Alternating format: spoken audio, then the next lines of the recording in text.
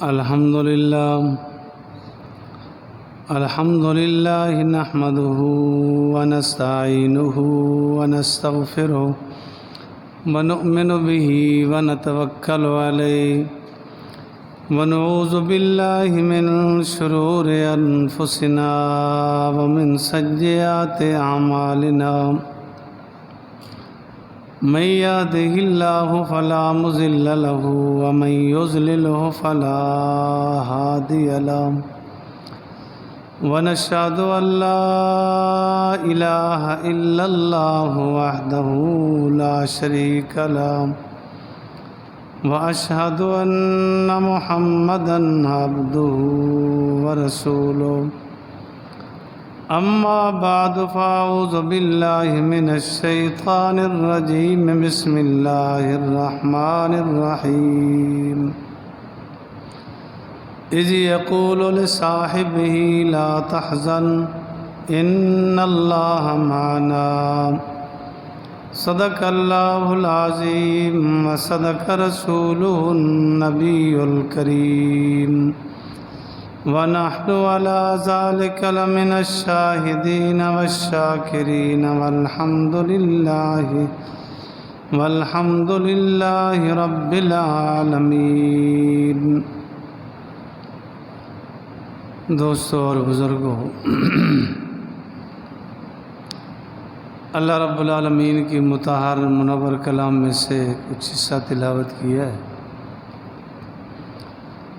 دعا فرمائے اللہ رب العالمین صحیح عرض کرنے کی توفیق نصیب فرمائے۔ اس کے بعد اللہ رب العالمین پوری کائنات کو عمل کرنے کی توفیق نصیب فرمائے۔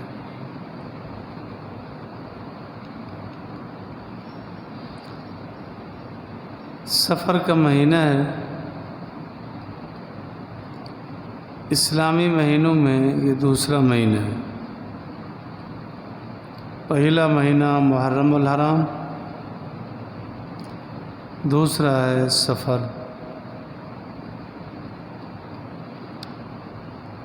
اس میں جہاں اور واقعات پیش آئے، ایک واقعہ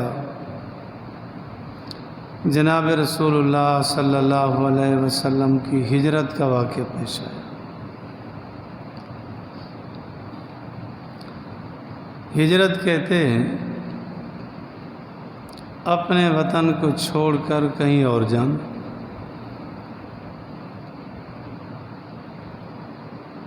تو آپ علیہ الصلوۃ والسلام مکہ میں تشریف فرما تھے۔ اعلان نبوت فرمایا تو آپ علیہ الصلوۃ والسلام پر مصائب اور مشکلات ٹوٹے۔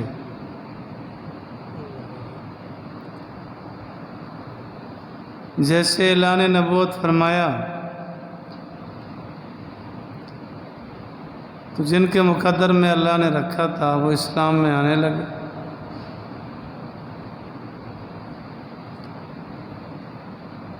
تو اپنے بھی مخالف ہو گئے۔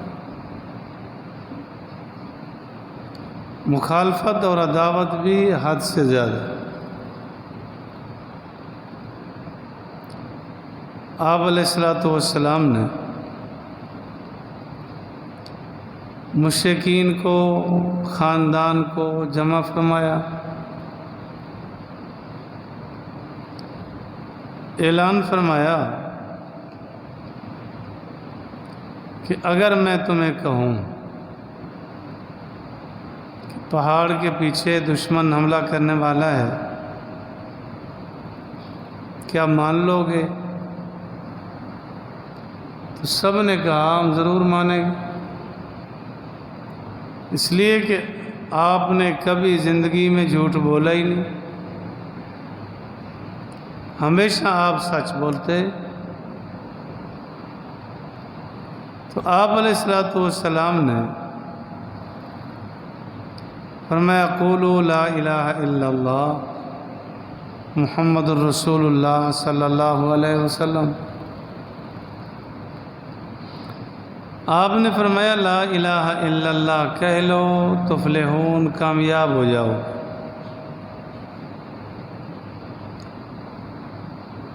تو اور تو اپنی جگہ، چچا ابو لہب، ان کا نام عبد العزیٰ تھا۔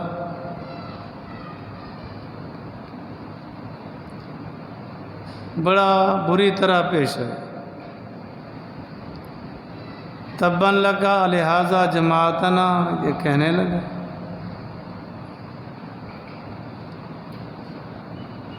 کہنے لگا کہ تجھے ہلاکت اور بربادی ہو، نعوذ باللہ من ذالک۔ کہنے لگا تو ہلاک اور برباد ہو، اس لیے جمع کیا تھا۔ آپ علیہ الصلوۃ والسلام پر اور صحابہ پر مشکلات آئیں، طرح طرح کی مشکلات آئیں۔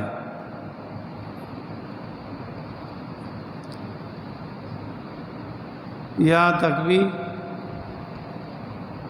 کہ آپ علیہ الصلوۃ والسلام کا چچا جو غمخوار چچا تھا، خواجہ ابو طالب، ان کے پاس بھی آئے، کہنے لگے اس کو روک دو وگرنہ ہم نقصان دیں گے۔ انہوں نے آپ علیہ الصلوۃ والسلام کو روکا کہ میں بوڑھا ہو گیا ہوں، دفاع مشکل ہو رہا ہے۔ تو آپ علیہ الصلوۃ والسلام نے فرمایا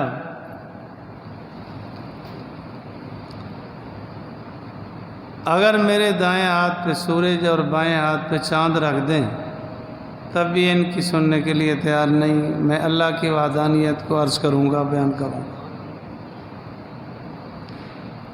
آپ اگر میرا تعاون نہیں کر سکتے نہ کریں، مجھے اللہ کافی۔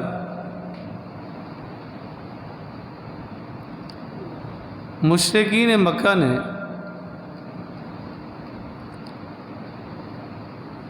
اکٹھے ہوئے، اعلان کیا بیکاٹ کرو۔ آپ علیہ الصلوۃ والسلام کی حمایت میں، آپ کا خاندان تو تھا، مسلمان گرچہ نہیں تھے، ان کے ساتھ بھی بیکاٹ ہوا۔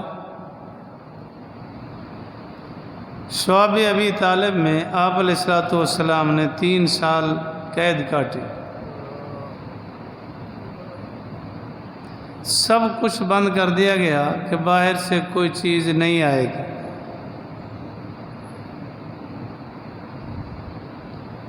شعب ابی طالب یہ گھاٹی مزدلفہ کے پاس ہی، باہر سے کوئی چیز کھانے کی پینے کی وغیرہ وغیرہ نہیں آئے گی۔ یہاں تک مشقت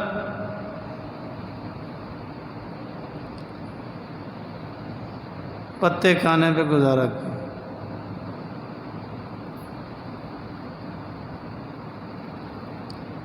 ایک روایت میں آتا ہے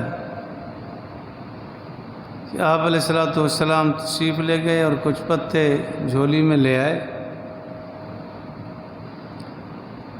اپنی بیٹی حضرت زینب سے فرمانے لگے یہ پتے چبا کے گزارا کر لو۔ صحابہ پر بھی مسائل ٹوٹے، مصائب آئے۔ آپ علیہ الصلوۃ والسلام نے صحابہ کو اجازت دی کہ اگر کوئی حبشہ کی ہجرت کرنا چاہے تو کرے۔ کچھ صحابہ اکرام رضوان اللہ تعالیٰ علیہ مجمعین نے ہجرت کی، حبشہ کی طرف گئے۔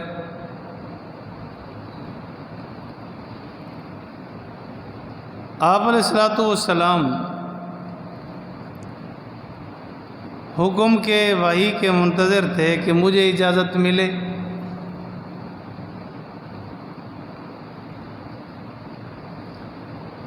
ادھر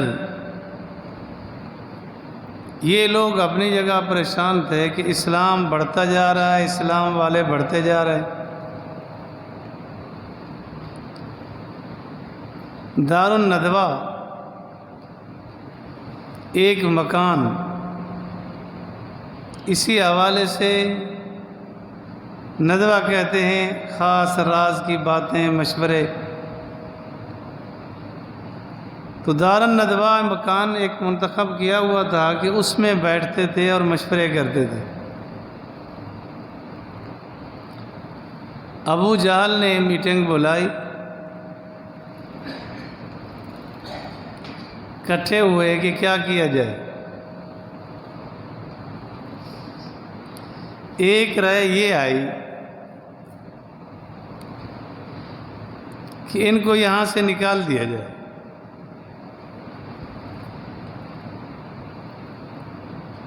جس وقت یہ میٹنگ ہو رہی تھی، ایک بزرگ کی شکل میں آیا، تھا تو شیطان۔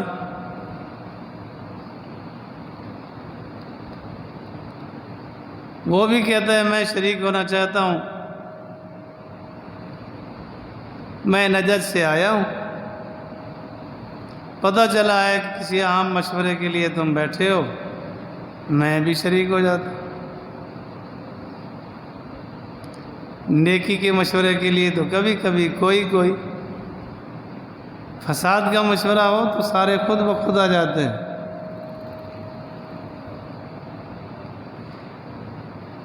یہ مشورہ آیا کہ ان کو نکال دیا جائے۔ ابو جہل نے کہا کہ یہ مشورہ مجھے پسند نہیں ہے، یہ رائے مجھے اچھی نہیں لگی، اس لیے کہ اگر اس کو نکال دیا گیا، یہ تو ایسی میٹھی زبان رکھتا ہے، جہاں جائے گا سارے اس کے ہو جائیں گے، سارے اس کے ہو جائیں گے، پھر یہ حملہ کر دیں گے۔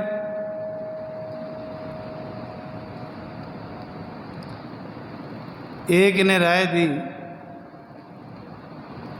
کہ اس کو قید و بند کر دیا جائے۔ ابو جہل نے کہا یہ بھی مجھے پسند نہیں ہے کہ اگر اس کو جیل میں ڈالتے ہیں تو اس کا خاندان اٹھے گا، برادری اٹھے گی، آخر ہم مجبور ہو جائیں گے۔ وہ شیطان جو عبد الوہاب نجدی کی شکل میں آیا تھا، وہ کہنے لگا ہاں رائے ٹھیک ہے، ایسا نہیں ہونا چاہیے۔ ابو جہل نے کہا کہ میری رائے یہ ہے کہ اسے قتل کر دیا جائے، نہ ہوگا بانس، نہ بجے گی بانسری، نہ یہ رہے گا نہ اسلام رہے گا۔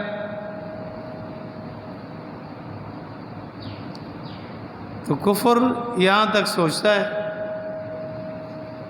کہ اسلام نہیں رہے گا۔ یہ بات اچھی طرح ذہن میں رکھیں کہ جب اسلام والے نہیں ہوں گے، دنیا ہی نہیں ہوگی، قیامت قائم ہو جائے۔ آپ علیہ الصلوۃ والسلام نے فرمایا جب تک کوئی اللہ اللہ اللہ کرنے والا ہوگا دنیا رہے گی، جب کوئی نہیں رہے گا دنیا نہیں رہے گی۔ جب اسلام نہیں ہوگا، اسلام والے نہیں ہوں گے، دنیا نہیں رہے گی، قیامت قائم ہو جائے۔ ابو جہل نے کہا کہ اسے قتل کر دیا جائے۔ تمام قبائل سے ایک ایک نوجوان، ایک ایک آدمی لیا جائے، سارے مل کے قتل کریں گے۔ ان کا خاندان تمام قبائل سے لڑ نہیں سکتا۔ پھر آ کے بات آئے گی دیت پر، خون بہا پر، وہ 100 اونٹ ہوگا وہ ہم دے دیں گے۔ تو شیطان اٹھا کہنے لگا یہ رائے ٹھیک ہے، یہ رائے صحیح ہے۔ عبدالوہاب نجدی کی شکل میں تھا، کہنے لگا یہ رائے صحیح ہے۔ اس پر رائے اتفاق ہونے لگا کہ اب ٹھیک ہے، یہ کون جائے، کیسے جائیں۔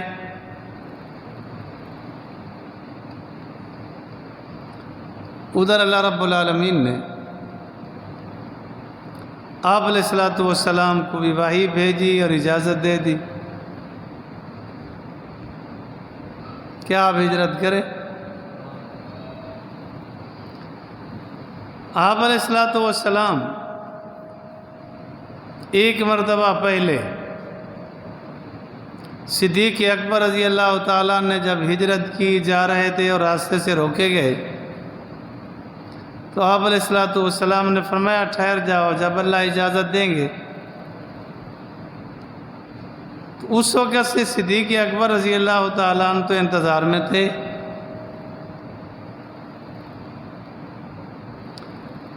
اللہ رب العالمین نے اجازت دی تو جناب رسول اللہ صلی اللہ علیہ وسلم صدیق اکبر رضی اللہ تعالیٰ عنہ کے گھر تشریف لے گئے۔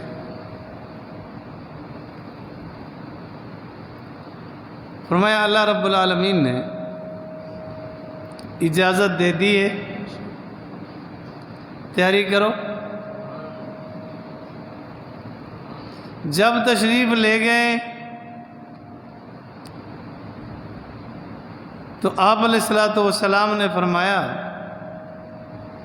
ان بچوں کو ہٹا دو، میں نے ایک راز کی بات کرنی ہے۔ وہ سیدہ عائشہ، سیدہ اسماء تشریف فرما دیں۔ آپ علیہ الصلوۃ والسلام نے یہ جملے فرمائے تو صدیق اکبر نے عرض کیا کہ میرا اہل آپ کا اہل ہے، ایک خاندان ہے، یعنی بااعتماد لوگ ہیں۔ آپ علیہ الصلوۃ والسلام نے پھر اس بات کا اظہار فرمایا۔ صدیق اکبر رضی اللہ تعالیٰ نے 2 اونٹ خرید رکھے تھے کہ جب ہجرت کریں گے ایک میں رکھوں گا، ایک آپ علیہ الصلوۃ والسلام کو دوں گا۔ جب یہ عرض کیا آپ علیہ الصلوۃ والسلام نے فرمایا فری میں نہیں، میں قیمتاً لوں۔ لے لیا، پروگرام طے پا گیا کہ چلیں گے۔ ادھر آپ علیہ الصلوۃ والسلام گھر تشریف فرما تھے، مشرکین نے گھیراؤ کیا، گھر کے باہر آئے، ناکہ لگایا۔ آپ علیہ الصلوۃ والسلام نے حضرت علی رضی اللہ تعالیٰ عنہ کو بلایا کہ آپ میرے بستر پر لیٹ جاؤ۔ آپ علیہ الصلوۃ والسلام نے اپنی چادر مبارک عطا کی کہ اوڑھ لو۔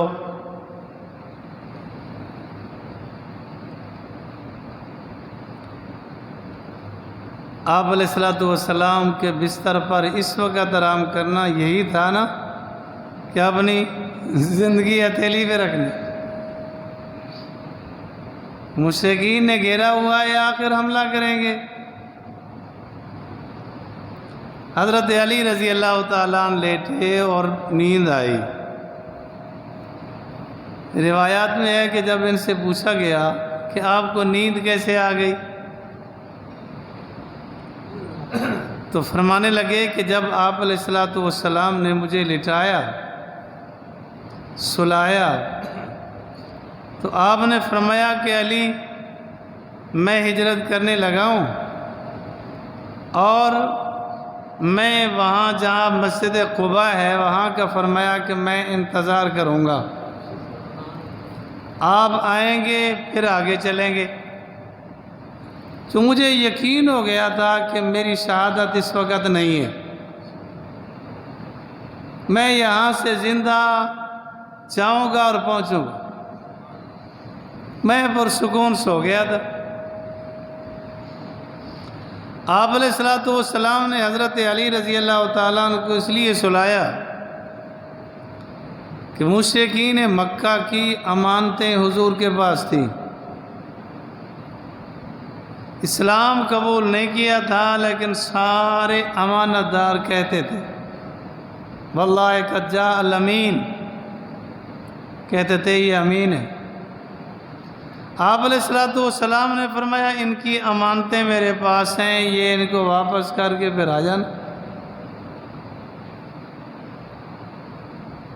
باہر نکلے، یہ عقیدہ اور ذہن بنا کے رکھیں کہ سارے اختیارات کا مالک اللہ ہے، کسی انسان کے ہاتھ میں اختیارات نہیں، اللہ جو چاہے دے، اختیارات کا مالک خود ہے۔ آپ علیہ السلام جیسے نکلے تو اللہ نے فرمایا کہ ایک مٹھی مٹی کی بھر لو اور ڈالو شاہات الوجوہ، ڈالو۔ تو جیسے ڈالی گئی سارے مشرکین کی آنکھوں میں پہنچی۔ اس کو کہتے ہیں معجزہ۔ عقیدہ اور ایمان رکھنا کہ معجزہ نبی کے اختیار میں نہیں ہوتا کہ جب چاہے ظاہر کر دے، جب چاہے نہ۔ یہ مداری دکھاتے ہیں کہ آؤ جی یہ دکھا دیتا ہوں، یہ میری کرامت ہے۔ معجزہ نبی کے اختیار میں نہیں ہوتا، کرامت ولی کے اختیار میں نہیں ہوتی۔ جب اللہ چاہتے ہیں ظاہر فرما دیتے ہیں، معجزہ نبی کے ہاتھ پر، کرامت ولی کے ہاتھ پر۔ اب اگر پانی بھی ہو، مٹی ہو، جس وقت ڈالی جائے تو کیا مطلب ہے کہ سارے حضور علیہ السلام کے بالکل سامنے سیدھ میں کھڑے تھے کہ ہر ایک کی آنکھ میں پہنچ گیا۔ کوئی ادھر تھا، کوئی ادھر تھا، کوئی آگے، کوئی پیچھے، کوئی کدھر۔ تو یہ انسان کے اختیارات میں نہیں ہے کہ وہ سب کی آنکھوں میں یوں پہنچا دے۔ تبھی اللہ رب العالمین نے فرمایا وَمَا رَمَيْتَ إِذْ رَمَيْتَ وَلَكِنَّ اللَّهَ رَمَى۔ حضور علیہ السلام نے نہیں ڈالی، اللہ فرماتے ہیں وہ میں نے ڈالی۔ وہ یہاں کھڑے رہ گئے، آپ علیہ السلام تشریف لے گئے۔ صدیق اکبر رضی اللہ تعالیٰ عنہ کے ہاں تشریف لے گئے۔ صدیق اکبر رضی اللہ تعالیٰ عنہ پہلے انتظار میں تھے۔ اب صدیق اکبر رضی اللہ تعالیٰ عنہ نے انتظام کیا۔ ایک آدمی تھا جس کا نام تھا عبداللہ ابن اریقط، تھا تو کافری۔ اسے پیسے دیے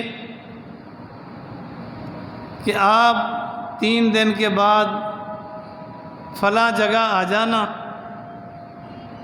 ہم نے مدینے کا سفر کرنا ہے، اس راستے سے جو عام راستہ نہ ہو، غیر معروف راستے سے جائیں گے اور تو ہمیں بتاتے رہنا۔ اور اس نے صحیح رہنمائی کی، تھا تو کافر، خیانت نہیں کی۔ ادھر اپنے بیٹے کے ذمے لگایا کہ دائیں بائیں سارا دن آپ نے پھرنا ہے، یہاں کے حالات کا جائزہ لے کے ہمیں آپ نے وہاں بتانا ہے۔ وہ سارا دن باتیں سنتے، ادھر تبصرہ ہو رہا ہے، ادھر باتیں ہو رہی ہیں، ادھر تذکرے کر رہے ہیں۔ وہ رات کو جا کے آپ علیہ السلام صدیق اکبر کو غار میں بتاتے تھے۔ کیا خیال ہے؟ ویسے آپ علیہ السلام عالم الغیب بھی تھے، سب پتہ بھی تھا، پھر بھی یہ آدمی لگا رکھا ہے کہ اطلاع دو۔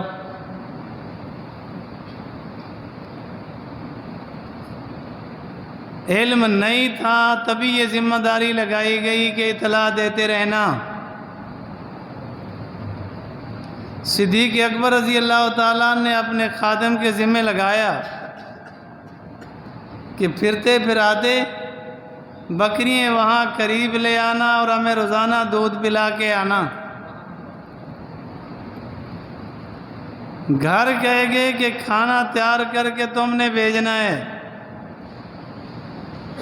قربان صدیق اکبر رضی اللہ تعالیٰ عنہ پر کہ پورا صدیق اکبر کا گھرانہ حضور کی خدمت میں۔ جب وہاں انتظار کرتے رہے آپ علیہ الصلوۃ والسلام تو وہاں سے چلے۔ جب پتہ چلا کہ حضور علیہ الصلوۃ والسلام تو نہیں، ایک آدمی نے دیوار پلانگی دیکھا، کہنے لگا یہ حضور نہیں لگتے۔ آپ علیہ الصلوۃ والسلام کا قد مبارک تو بڑا تھا، یہ تو قد چھوٹا ہے۔ حضرت علی رضی اللہ تعالیٰ عنہ کا قد مبارک چھوٹا تھا، جسامت بھی وہ نہیں لگتی، یہ تو کوئی اور ہے۔ دیکھا گیا تو حضرت علی رضی اللہ تعالیٰ عنہ تھے۔ پوچھا گیا کہ حضور کہاں ہے؟ بڑی حکمت سے جواب دیا، فرمایا جہاں جانا تھا وہاں گئے۔ کہاں گئے؟ انہوں نے کہا جہاں جانا تھا۔ نہ ہی جھوٹ بولا نہ ہی اطلاع دی۔ آخر ابو جہل کہنے لگا یہ نہیں بتا رہا، اب پتہ کرو، صدیق اکبر کو پتہ ہوگا۔ اس وقت کا کافر بھی سمجھتا تھا کہ نبی کہاں جائے گا اور نبی کا تعلق کس کے ساتھ کیسا ہے۔ صدیق اکبر رضی اللہ تعالیٰ عنہ کے گھر گئے، پتہ کیا تو حضرت اسماء رضی اللہ تعالیٰ عنہ سے پوچھا کہ حضور ادھر آئے؟ فرمایا آئے تھے۔ کہاں گئے؟ انہوں نے کہا جہاں جانا تھا وہاں گئے۔ تیرا ابا ساتھ ہے؟ میرا ساتھ تو ہے۔ کہاں گئے؟ انہوں نے کہا جہاں جانا تھا۔ نے کہا بتا، نہیں بتایا۔ ابو جہل بدبخت نے اتنا زور سے تھپڑ مارا کہ نیچے گری، یہ ہونٹ بھی پھٹ گئے، منہ بھی پھٹ گیا، خون ہو گئی، لیکن بتایا نہیں۔ اگر بتا دیتی تو صداقت جاتی۔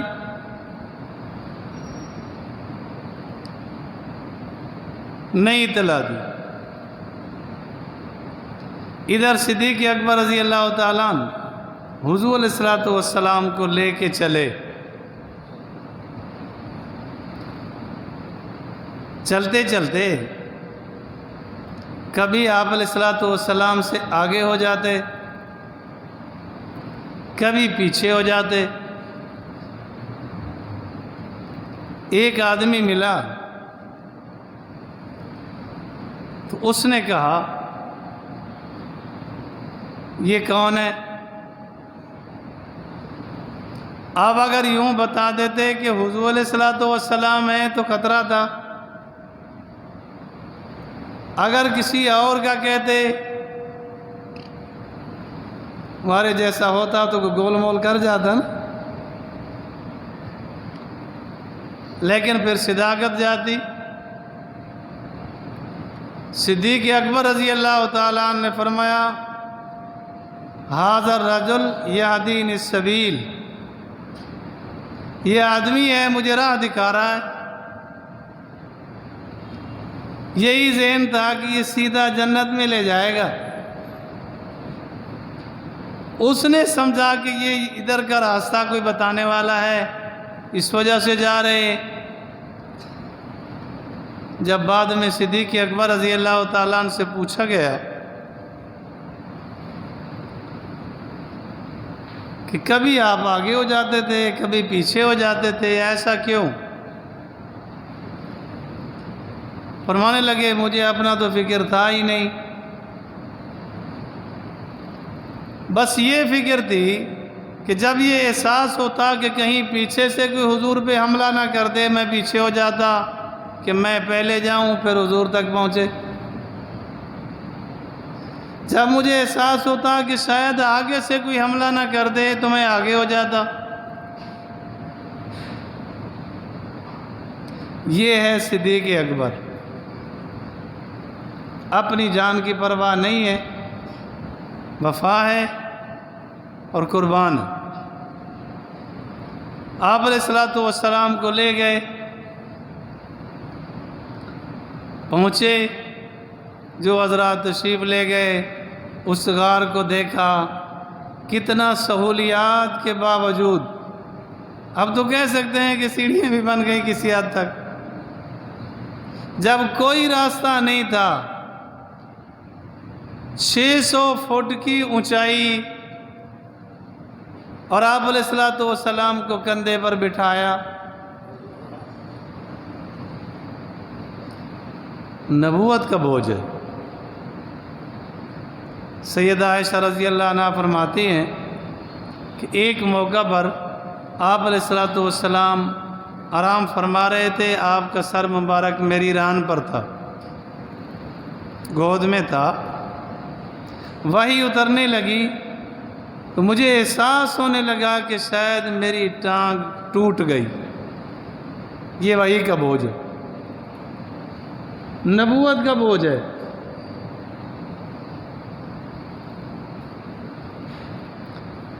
جس وقت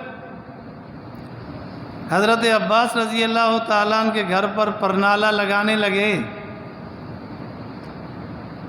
تو حضرت عباس رضی اللہ تعالیٰ عنہ نے عرض کیا کہ آپ میرے کندھے پہ چڑھ جائیں اور لگا دیں، تو آپ نے فرمایا عباس نبوت کا بوجھ نہیں اٹھا سکو گے، تم یہاں چڑھ جاؤ، لگا لو۔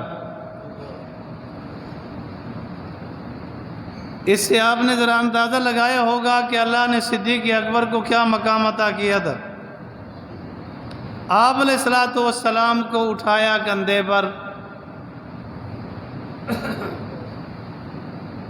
سیرت کی کتابوں میں جو نقشہ ہے آپ علیہ الصلوۃ والسلام کا بیٹھنے کا، آپ علیہ الصلوۃ والسلام صدیق اکبر رضی اللہ تعالیٰ عنہ کے کندھے پر بیٹھے اور پاؤں آگے لٹکا دیے اور اپنے ہاتھ مبارک صدیق اکبر کے سر پہ رکھ دیے۔ جس کا سر نبی کے ہاتھوں میں ہو وہ کہیں جا سکتا ہے؟ جس کے سینے پر نبی کے قدم لگتے ہوں وہ کہاں جائے گا؟ جس کو اللہ نے یہ اعزاز دیا کہ وہ نبی کی سواری بنی، صدیق اکبر رضی اللہ تعالیٰ نے کندھوں پہ اٹھایا اور وہ غار تک لے گئے اور عرض کیا کہ آپ یہاں رکیں۔ آپ تشریف فرما ہوئے، غار کے اندر گئے، اس کی صفائی کی، اپنی پگڑی مبارک اتاری، صفائی کی اور رکاوٹیں دور کی۔ اب گود پھیلا کے بیٹھے اور عرض کیا کہ تشریف لے آئیں۔ آپ علیہ الصلوۃ والسلام نے دعا مانگی تھی کہ یا اللہ مجھے 3 چیزیں پسند ہیں، تو اس موقع پر صدیق اکبر رضی اللہ تعالیٰ عنہ نے بھی دعا مانگی کہ مجھے بھی 3 چیزیں پسند ہیں۔ ایک، فرمایا یا اللہ میں یہ چاہتا ہوں کہ میری بیٹی ہو نبی کے گھر میں ہو، نبی کی بیوی ہو۔ اللہ نے قبول کر لی۔ ایک دعا مانگی تھی کہ یا اللہ میرا مال ہو نبی پہ خرچ ہو، اللہ نے قبول کر لیا۔ غزوہ تبوک کا موقع بتاتا ہے کہ دیواروں پر بھی ہاتھ مار رہے تھے کہ کہیں سوئی نہ رہ جائے۔ سارا مال اٹھا کے حضور علیہ الصلوۃ والسلام کے قدموں میں رکھ دیا۔ اور تیسری دعا مانگی تھی ان نظر الی وجہ رسول اللہ، کہ میری نظر ہو نبی کا چہرہ ہو۔ نبی کا چہرہ تو دیکھا تمام صحابہ نے۔ صحابی اس وقت صحابی بنتا ہے جب نبی کو ایمان کی حالت میں دیکھ لے اور ایمان پر موت آ جائے، بلا حساب جنت میں جائے گا۔ تو اب صدیق اکبر رضی اللہ تعالیٰ عنہ کی دعا کیسے قبول ہوئی کہ گود میں آپ علیہ الصلوۃ والسلام ہیں، دائیں بائیں رکاوٹ ہے کہ ادھر بھی نظر نہیں جائے گی ادھر بھی نہیں جائے گی، دور ہو تو دائیں بائیں نظر جاتی ہی ہے، ساری دائیں بائیں رکاوٹیں ہیں، سامنے آپ علیہ الصلوۃ والسلام کا چہرہ انور ہے، اکیلا صدیق ہے، اس کی نظر ہے، نبی کا چہرہ ہے، یوں دعا قبول ہوئی ان نظر الی وجہ رسول اللہ۔ کیوں دیکھتے رہے؟ تو آپ علیہ الصلوۃ والسلام کا یہ سفر بڑا عجیب سفر، یہ بھی یاد رکھنا ہجرت نام ہے اس چیز کا، جہاں گئے وہاں نہیں تھے اب گئے، آپ گھر میں تھے یہاں نہیں تھے، یہاں ہیں تو ابھی گھر میں نہیں ہیں، آئے ہیں تو یہاں پہنچے ہیں۔ ہجرت نام ہے اس چیز کا کہ آپ علیہ الصلوۃ والسلام مکے سے چلے،